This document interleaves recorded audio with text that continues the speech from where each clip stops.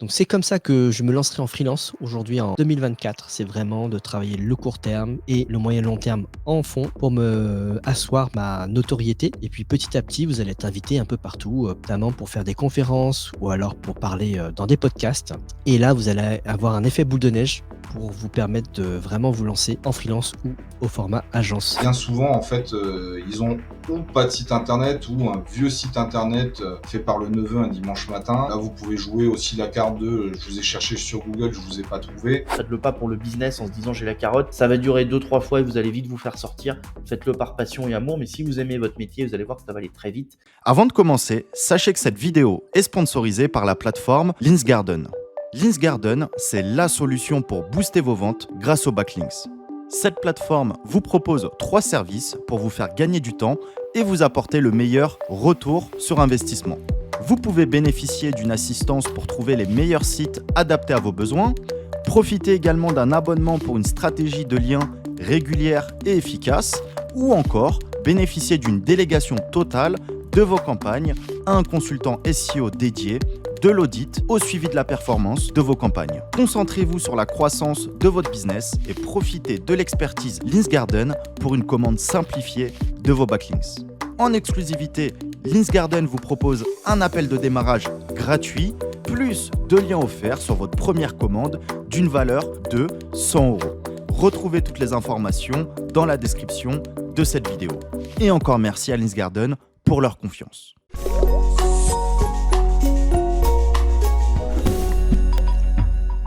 Quel est ton meilleur conseil pour acquérir ton premier client en tant que freelance ou agence? Pour acquérir mon premier client en tant que freelance ou agence, ce que je ferais, c'est que je me spécialiserais dans quelque chose où je peux apporter vraiment une proposition de valeur qui est extrêmement claire et identifiable. Par exemple, je nettoie vos sites WordPress qui ont été hackés. Ou alors, j'accélère la vitesse de vos sites WordPress et j'améliore son page speed. Donc vraiment, j'essaierai de trouver une offre qui est extrêmement précise et qui résout un problème. Ensuite, vu que vous n'avez pas de clients, eh bien, ce que vous pouvez faire, c'est aller démarcher par exemple les gens qui ont déjà des communautés, leur proposer de leur offrir gratuitement le service pour qu'ils puissent tester vos compétences et pourquoi pas après derrière voir s'ils ne peuvent pas vous mettre en relation avec la communauté et eux touchent un pourcentage, un petit peu comme l'affiliation, une incentive et puis vous derrière comme ça vous permet de commencer à bosser, de mettre un pied dans l'étrier, de vous faire une réputation et de fil en aiguille, eh bien, vous allez pouvoir comme ça évoluer mais au moins ça vous permettra d'acquérir votre premier client. Alors là, du coup, c'est mon côté plus ancien qui va parler, mais pour moi, il faut travailler un bon pitch et du démarchage. En réalité, aujourd'hui, j'ai envie de dire, via Internet, tout le monde le fait, aller récupérer du contact sur LinkedIn, etc. Tout le monde le fait et on en oublie finalement les fondamentaux, les basiques, le vrai, quoi, hein, l'humain. Je vous ai mis quelques petites astuces, hein, par exemple faire de la pige, on appelle ça comme ça, c'est récupérer des cartes de visite chez les commerçants. Hein, vous allez chez votre boulanger, vous verrez, vous avez toujours 7-8 cartes de visite avec divers besoins. Commencez par cela. Potentiellement, s'ils ont mis des cartes de visite là, c'est qu'ils ont entre guillemets peu de moyens. Donc, leur vendre un site internet, du site vitrine à moins de 1 000 €, c'est assez facile. Donc, de commencer par là. Également, on n'y pense pas souvent, mais récupérer un nom, un téléphone sur une fourgonnette. Hein, on voit passer des couvreurs, des élagueurs, tout type de métier. Bien souvent, en fait, ils ont ou pas de site internet ou un vieux site internet fait par le neveu un dimanche matin. Là, vous pouvez jouer aussi la carte de je vous ai cherché sur Google, je vous ai pas trouvé. Bref, il faudrait qu'on creuse, mais il y a vraiment des astuces là-dessus qui sont hyper intéressantes. Pareil pour les marchés, hein, là aussi on peut trouver le petit artisan local qui va fabriquer ses bijoux ou autre exemple. Hein. Ces gens-là en fait forcément peuvent être intéressés par la création d'un site internet, donc de pas hésiter. Et également quelque chose qui est sous-coté aujourd'hui, donc pour le coup on revient sur internet, c'est la base Sirène, hein, sirène.fr, où vous pouvez filtrer sur les établissements qui ont été récemment créés. Donc a priori, s'ils ont été créés récemment, il y a plus de chances que leur site internet soit pas encore créé et que potentiellement dans la création de leur entreprise, c'est quelque chose qui vient après. Donc si vous arrivez dès le départ en mode je fais de la prestation de site internet, vous avez potentiellement plus de chances de les convaincre. Voilà. Eh bien, c'est ce que j'ai fait moi-même. Quand je me suis lancé en tant que freelance il y a quelques années, je me suis inscrit sur plein de plateformes. Et le problème, c'est que en tant que nouveau, on n'a pas d'étoiles. On n'est pas noté, on n'a pas d'avis. Donc, il n'y a aucun intérêt que les gens nous choisissent par rapport à tous les concurrents qui existent, qui ont des étoiles, des avis, etc. Donc, j'ai fait quoi? J'ai regardé le prix moyen de mes concurrents. Je me suis mis en dessous. Donc, en gros, j'ai baissé de 100 euros mon TJM, à peu près. Et là, assez rapidement, j'ai eu des clients qui n'avaient peut-être pas les moyens d'avoir les budgets pour se payer d'autres personnes. Et en tout cas, j'ai eu mes premiers clients, donc forcément, je les ai bien soignés. Bon, encore aujourd'hui, je les soigne évidemment, mais forcément, en tout cas, on a un peu plus la pression parce que de d'eux va dépendre la note, la vie, les premiers, en tout cas, qui vont arriver. Et comme ça, un client, deux clients, trois clients, pardon. Et puis les premières étoiles, les premiers avis, ça commence à arriver. Et la réputation s'installe, la pompe s'amorce.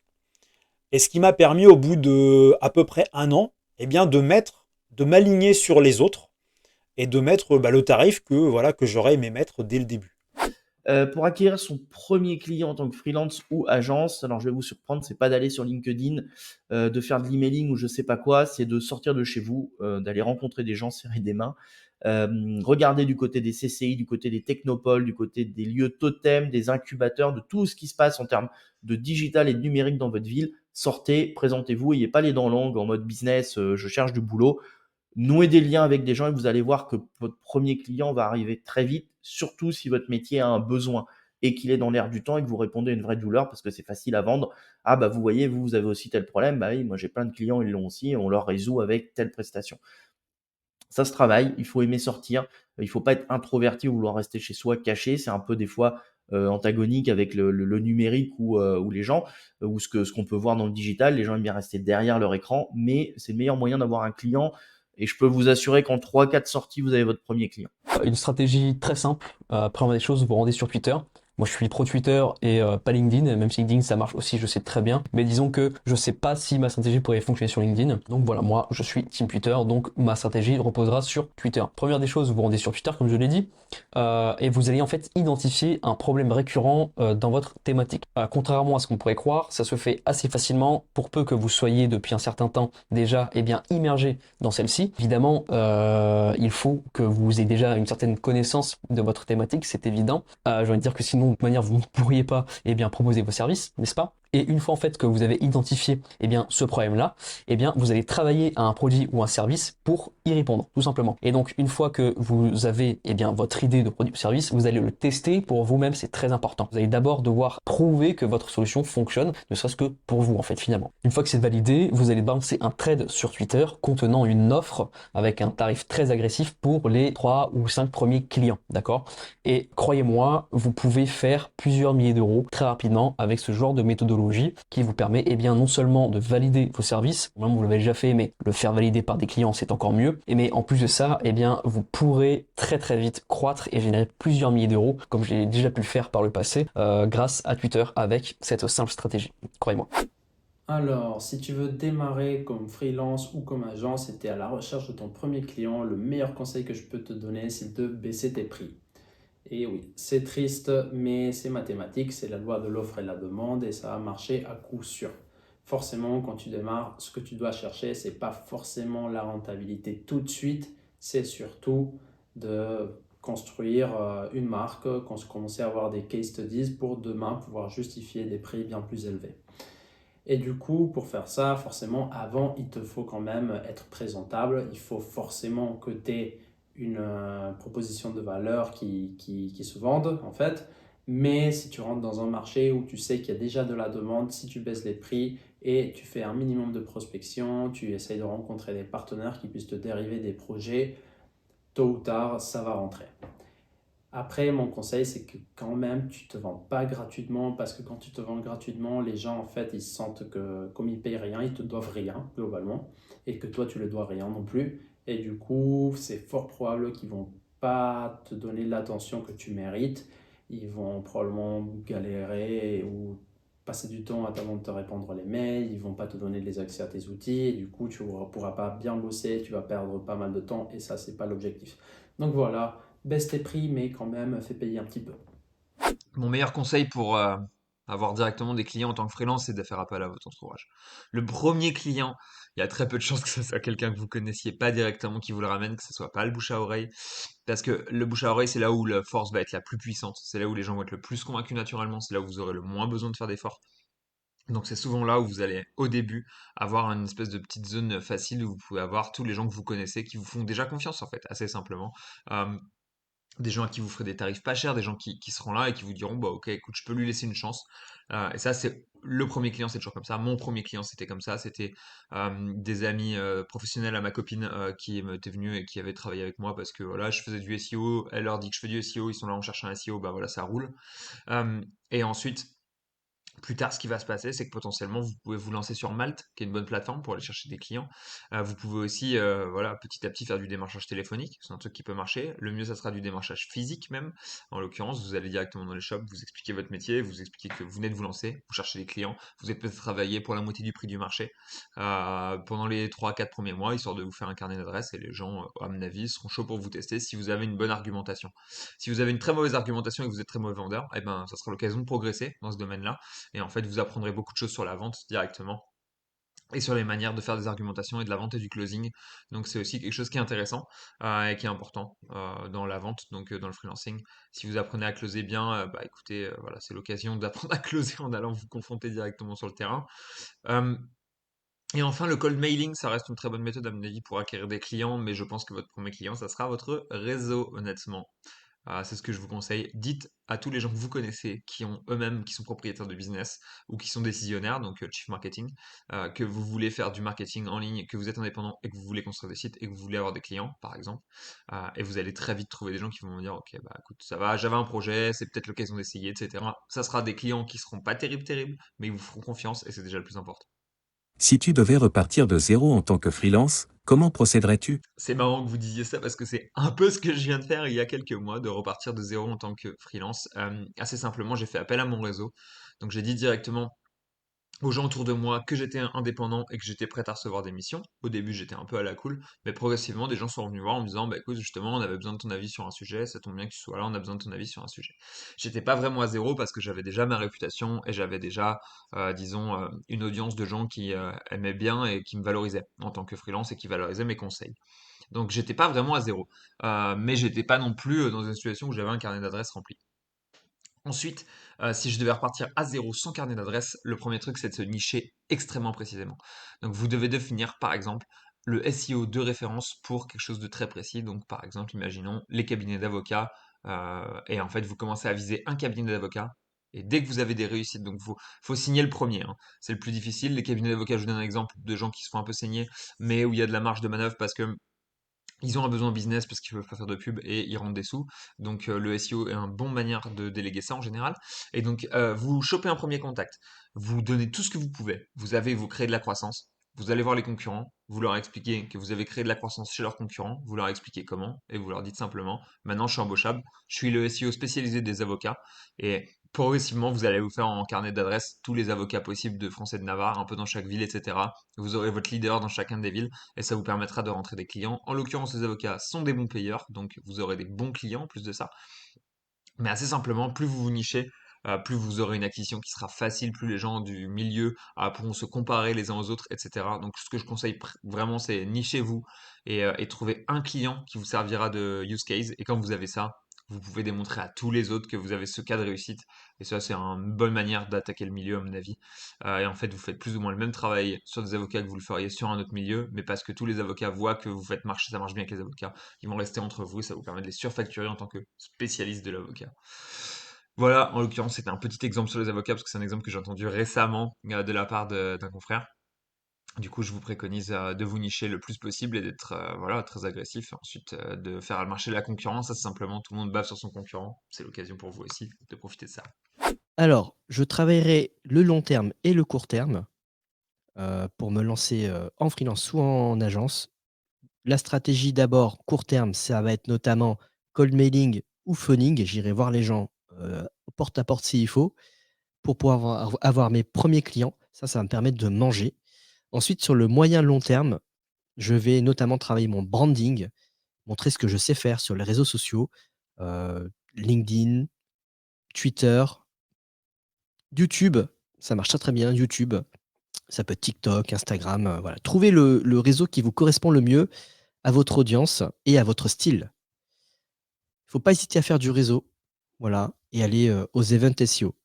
Donc c'est comme ça que je me lancerai en freelance aujourd'hui en 2024. C'est vraiment de travailler le court terme et le moyen long terme en fond pour me asseoir ma notoriété et puis petit à petit, vous allez être invité un peu partout, une fois que vous commencez à montrer que vous êtes bon, que vous savez de quoi vous parlez, vous montrez votre valeur, vous allez être invité un peu partout, notamment pour faire des conférences ou alors pour parler, dans des podcasts et là, vous allez avoir un effet boule de neige pour vous permettre de vraiment vous lancer en freelance ou au format agence et il faut pas négliger le côté bouche à oreille. Quand vous êtes une agence, les premières années, vous allez avoir peu de clients, mais petit à petit, en fait, le bouche à oreille des clients qui sont satisfaits, ça va faire un vrai effet boule de neige. Vous allez avoir de plus en plus de clients naturellement. Alors, mon plan pour repartir à zéro en tant que freelance, il est simple. Je me crée un profil Malte, LinkedIn, une ou deux pages sur un site internet très rapide pour donner confiance. Si je vois d'autres profils sur le web qui traînent en parlant de mon nom, bah, je vais aller les arranger un peu pour leur donner un plus beau style et donner confiance à mon prospect. Je crée une offre, si possible une offre pas chère pour rentrer, une offre milieu de gamme qui est toujours ce que je peux servir, type un audit SEO. Par exemple, je ferai une offre optimiser la fiche Google My Business ou rédiger du contenu, une offre audit SEO, une méga offre, pack complet, je te fais du backlink, du contenu, je m'occupe de tout. Voilà, ce qui fait que j'ai une offre un peu entrée de gamme, pas entrée de gamme, mais peu chère à proposer, une offre qui me fait vivre et puis une offre sur laquelle bah, je fais vraiment du business. Bah, je vais proposer cette offre partout où je peux, je vais nouer des liens dans toutes les associations locales, je sors partout, je vais dire bonjour à tout le monde, je vais rencontrer les CCI, les chargés de projet, je vais à la Technopole, je vais dans n'importe quel lieu public entre guillemets ou n'importe quel événement qui est organisé, vous allez sur les meet-up par exemple dans votre ville, vous vous inscrivez aux agendas de votre ville, de votre agglomération, vous rencontrez les lieux totems, vous regardez un petit peu qui est dans le champ d'intervention, c'est-à-dire qui sont les présidents des associations, qui sont les conférenciers locaux, qui on revoit souvent, et bah, vous rentrez dans cet écosystème, vous dites bonjour, vous vous investissez, vous essayez de donner votre temps, et vraiment faites-le avec passion, vous allez voir, c'est vraiment passionnant de le faire, faites-le pas pour le business en se disant j'ai la carotte, ça va durer 2-3 fois et vous allez vite vous faire sortir, faites-le par passion et amour, mais si vous aimez votre métier, vous allez voir que ça va aller très vite. Et bah, je commence à exécuter mes premières prestations.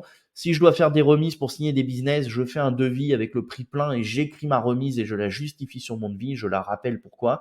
Je commence à émettre des devis, je rentre mes premières prestations, je me défonce sur mes prestations, je fais correctement. Je rappelle que je suis en train de me lancer, que j'ai vraiment envie de faire bien, de montrer de quoi je suis capable. Et puis, je demande des recommandations, je mets en avant mes recos, j'active le bouche à oreille, je continue de sortir, je me cache pas et j'essaie de trouver un bon équilibre entre production pour mes clients, vie personnelle et commercial sortie. Mais vous verrez que si vous sortez pas, il faudra faire du phoning ou de l'emailing ou travailler sur LinkedIn par exemple. C'est tout aussi chronophage, je trouve que c'est plus long et je trouve qu'on a moins de résultats. Et vous avez aussi, j'appliquerai la technique du building public, c'est-à-dire que je raconterai ce que je fais sur LinkedIn ou sur les réseaux sociaux. Et là, ça va m'amener aussi d'autres prospects qui montrent qui me connaissent, qui me rencontrent, qui voient que je me bouge et qui ont envie bah, de travailler avec moi et de me connaître. Et après, l'autre étape, ça sera de déléguer, de développer, on en a parlé tout à l'heure, ou de trouver des collaborateurs. Ça, c'est une autre étape, mais déjà, à cette étape-là, on va dire qu'en 6 mois, on peut asseoir son activité.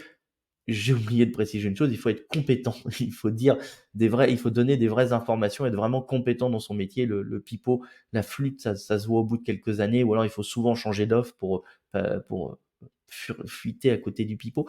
Mais voilà, si vous êtes compétent, si vous êtes vraiment formé, voici mon plan pour vous lancer. Franchement, ça se fait vous mettez l'offre en place en quelques jours et en moins de 6 mois, vous êtes assis sur votre ville. J'ai pas envie de dire que vous êtes le leader de votre secteur sur la ville. Ça se fait très rapidement. Bon, ben, comme je viens de dire, il ne faut pas hésiter à démarcher, que ce soit en physique, en phoning, en cold mailing, il existe plein de solutions. Même se proposer en tant que sous-traitance dans une agence, ne pas hésiter à dire que vous faites du site internet, que vous êtes expert SEO, marketing, emailing.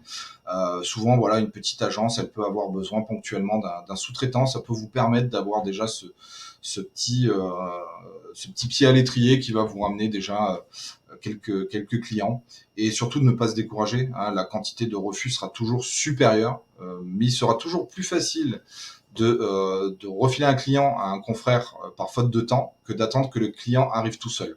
Spoiler, ça n'existe pas. Si je devais repartir de zéro en tant que freelance, en toute transparence, je ne ferais pas grand-chose de différent par rapport à ce que j'ai déjà pu faire. J'ai d'ailleurs écrit un article sur Moz à ce sujet qui s'appelle How to make your 10K per month as a freelance SEO, un truc comme ça. Mais voilà, l'essentiel, c'est déjà que j'ai démarré en faisant du lean freelancing. Donc en gros, j'avais déjà un taf et j'avais déjà un salaire et j'ai signé mes 2-3 premiers clients lorsque j'avais ce taf, ce qui m'a permis que quand j'ai fait le pas vers le freelancing, pas puiser sur mes économies, sinon que j'avais déjà une base de revenus cohérente qui me permettait de vivre. Et puis, le type le plus important que je peux te donner, c'est de te concentrer sur la rétention client. L'acquisition client, c'est forcément important, notamment au début, et ça va passer par avoir des prix plutôt bas et tu vas les monter au fur et à mesure que tu chopes des clients. Du coup, avec tes prix bas, tu vas signer plutôt rapidement, tu vas avoir une base sur laquelle tu pourras vivre. Et puis, tu montes jusqu'au point où tu deviens trop cher, on va dire, ou que tu galères à trouver des clients. Mais ce n'est pas grave parce que tu en as déjà beaucoup.